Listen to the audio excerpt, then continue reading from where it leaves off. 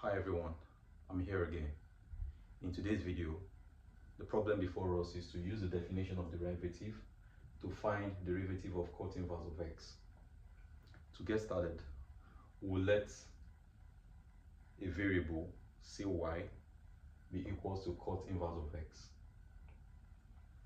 Apply cot to both sides of the equations. Cot will undo cot inverse and we'll have x. Apply cot to this side, we'll have cot y. Now I can say that, given what I have here, cot y, I can say that x is a function of y. And also keep in mind that cot y here is equal to 1 over tan y. 1 over tan y is also same as cos y over sin y. Now the next thing we need to do is to take derivative of x with respect to y. And that's given as follows. The x dy is equal to limit as change in x is equals as change in y, not change in x. Change in y goes to 0. F into brackets y plus change in y minus f into brackets y over change in y. Now the next thing is to, for our f into brackets y plus change in y is given as cos y plus change in y over sin y plus change in y. The f of y here is given as cos y over sin y, and that's what is here, cos y over sin y. We'll bring down the minus, bring down the limit as change in y goes to 0 over change in y. Now keep in mind, evaluate what we have here. Okay, let's do the arithmetic. Do the arithmetic of what we have here, and that will work out to be all of this. Multiply this with this. Multiply cos y plus change in y with sin y, we'll have sin y cos y plus change in y minus. Multiply this with cos y, we'll have cos y times sin y into bracket y plus change in y.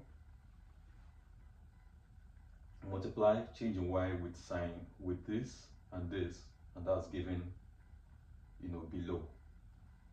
Bring down the limit as change in y goes to 0. Now, the next thing we need to do is to take a look at what we have at the top here. By double angle formula, which says that sin A cos B minus cos B sin A is equal to sin into bracket A minus B. We will use this formula, okay? And using this formula to apply to this,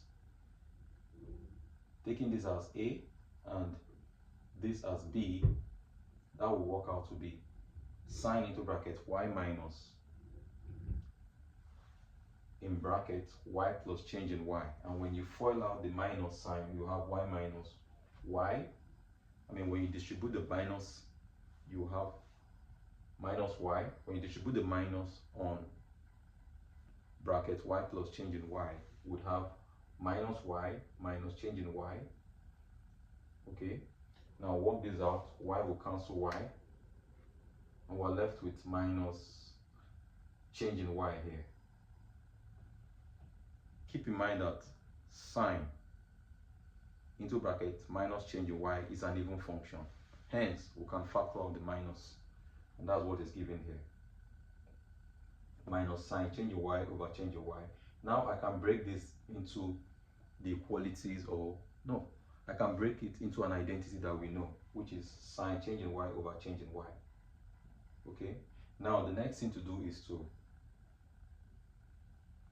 the next product we would have is 1 over sine y plus change in y times sine y. Now recall that the limit of a product is also equal to the product of limits, meaning this limit of this product is equal to applying this limit to this times apply this limit to this factor here.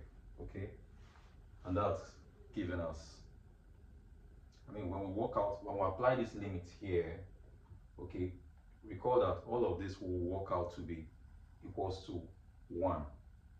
Okay, and 1 times apply this limit to this change in y will go to what? 0. and we're left with sine y times sine y, which is what we have here.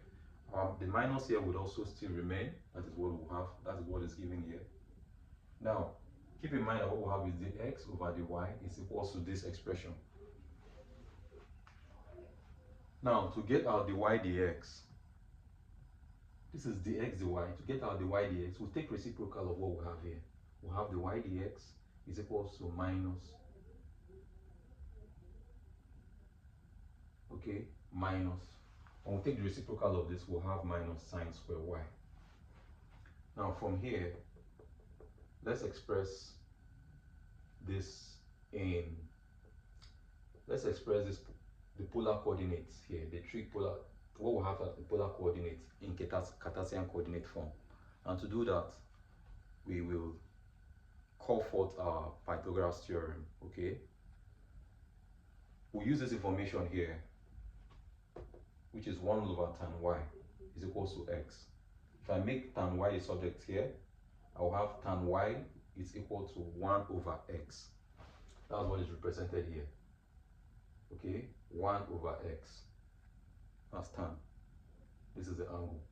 We use this two information to get what we have on for the radius or the hypotenuse, and that's giving us this. Now use this to get what sine square y would be. Sine is, this is opposites, right? Opposite over hypotenuse. And that's what is giving us as this. 1 over this. And we'll bring down the negative here. Okay?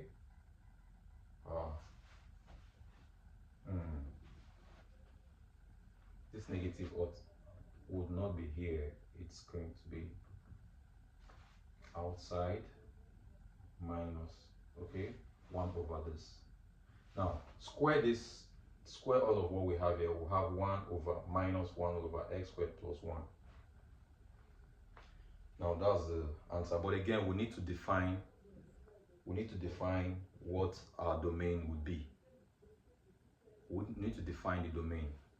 Given what we have here, we can set this to be equal to 0, and when we do that and solve for x, our denominator here cannot take, cannot be equal to 0.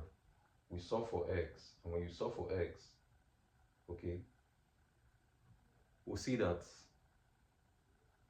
the x value that will make the denominator here to be 0 is minus I and plus I, okay, and which is a complex number. As such, what we're doing here is calculus of real variable. Our variable here cannot take complex value. Our variable here cannot take complex value. So to define the domain of the function, we say that x is real, or is a member of real, or x can take real value. So that will be all for. I hope this helps. If this helps, please smash the like button. Like, share, and also if you have anything to contribute, if you have something contrary, or if you have any contribution, you're welcome to comment at the comment section. Thank you all for staying with me up to this moment. I'll see you all in the next one.